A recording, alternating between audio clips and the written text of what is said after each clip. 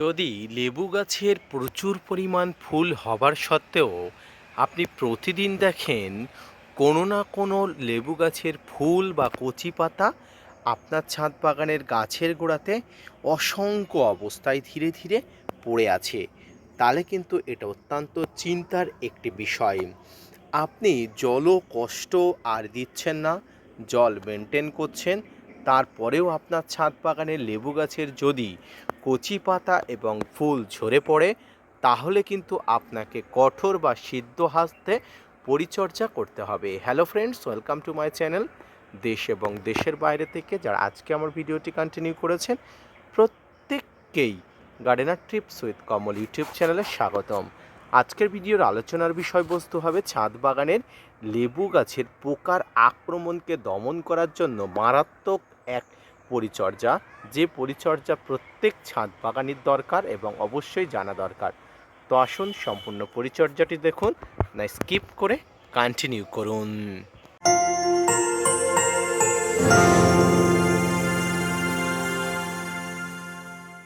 লেবু গাছের যখন কচি পাতা এবং ফুল ঝরে পড়ে, তার মতো অশান্তি আমাদের মনে আর থাকে না। তাই কচি পাতা এবং ফুলকে রাখার জন্য আমরা জলের ঠিকঠাকভাবে দেওয়া বা গাছের বিভিন্ন ধরনের যে নিউট্রিশনগুলো সেগুলো যখন দেওয়ার পরে ফুলগুলো আপনি রাখতে পারছেন না, আপনি এসেই দেখতে পাচ্ছেন কচি পাতা এবং ফুলগুলো কেটে পড়ে যাচ্ছে, তাহলে মনে রাখবেন আপনার ছাদ বাগানের লেবু গাছের মারাত্মক ঘাতক রোগের আক্রমণ হয়েছে। সেটি হলো পোকার আক্রমণ। এক ধরনের পতঙ্গরা এসে সন্ধ্যার পরেই আপনার ছাদ বাগানের গাছের কচি পাতা এবং ফুলগুলোকে কেটে দিয়ে নিঃশব্দে পগার পার হয়ে যাচ্ছে, আর এটি কিন্তু আপনি গুণাক্ষরেও ধরতে পারছেন না। তাই আসুন, এই ধরনের সমস্যা যদি আপনি দেখেন, আপনাকে আজকে একটি মারাত্মক ঔষধের নাম বলে দেবো, অর্থাৎ কীটনাশকের নাম বলে দেবো, যেটি প্রয়োগ করলে আপনি সাময়িকভাবে স্বস্তি অবশ্যই পাবেন। বিভিন্ন ধরনের কীটনাশক ছাদ বাগানে আছে, পাওয়া যায়। তার মধ্যে অন্যতম একটি কীটনাশক হলো ইমিডাক্লোপিড গ্রুপের 17.8 SL গ্রুপ। বিভিন্ন নামে বিভিন্ন মাত্রায় পাওয়া যায়, তবে আপনারা ইমিডাক্লোপিড 17.8 SL কম্পোজিশন পেয়ে যাবেন। জোস নামে পেয়ে যেতে পারেন, তবে কম্পোজিশন অবশ্যই আপনাকে দেখে নিতে হবে। এটি একটি সিস্টেমিক ইনসেকটিসাইড, অর্থাৎ পতঙ্গনাশক। এটি কিন্তু যদি আপনি ছাদ বাগানে প্রয়োগ করেন, আপনার অবশ্যই এই সমস্যার সমাধান হবে। তবে কি নামে পাওয়া যাচ্ছে সেটা না দেখে কম্পোজিশন একই আছে কিনা সেটা আপনাকে দেখতে হবে।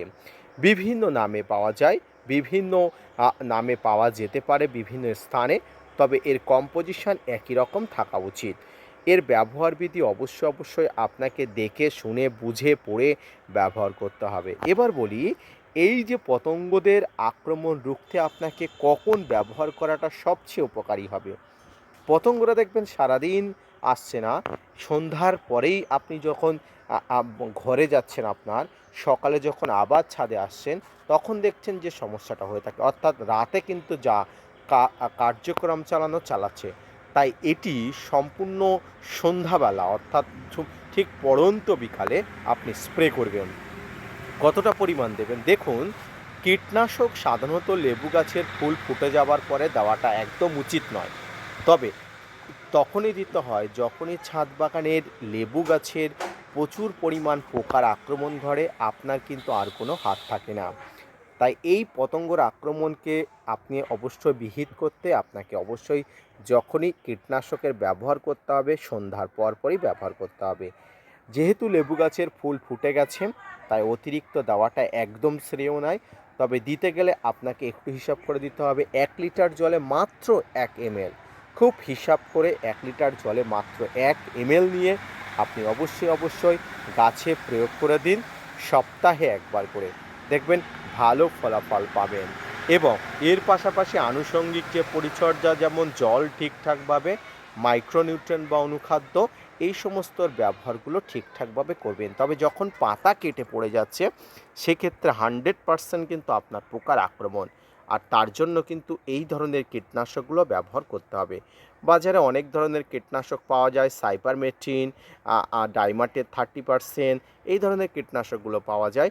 তবে আমি আপনাদের স্পেসিফিকভাবে বলছি ইমিডাক্লোপিড 17.8 এসএল কম্পোজিশনটা ব্যবহার করে দেখুন, ভালো ফলাফল পাওয়া যাবে।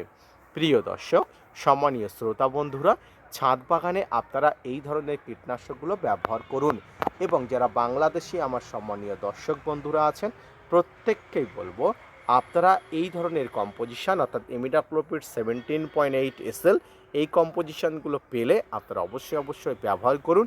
না হলে আপনার কীটনাশকের দোকানে গিয়ে একটি ভালো মানের কীটনাশক নিয়ে আসুন এবং এটি কিন্তু সর্বোচ্চ 1 ml বেশি কোনোভাবেই ব্যবহার করা যাবে না, এটি কিন্তু মাথায় রাখবেন। আজকের ভিডিওটি এই পর্যন্ত, আশা করি বুঝতে পেরেছেন। কারণ লেবু গাছের এই সময়টায় খুব একটা গুরুত্বপূর্ণ সময়, এটি কিন্তু আপনাকে মিস করলে হবে না, কোনো রকম কোনো গাফিলতি চলবে না। তাই গাছের টপ টু বটম সব দিকে আপনাকে নজর রাখতে হবে। তাই মনে রাখবেন, সঠিক সিদ্ধান্ত, সঠিক পরিচর্যা এবং সঠিকভাবে গাছকে রক্ষণাবেক্ষণ করতে পারলে আপনি উপকৃত হবেন। ধন্যবাদ।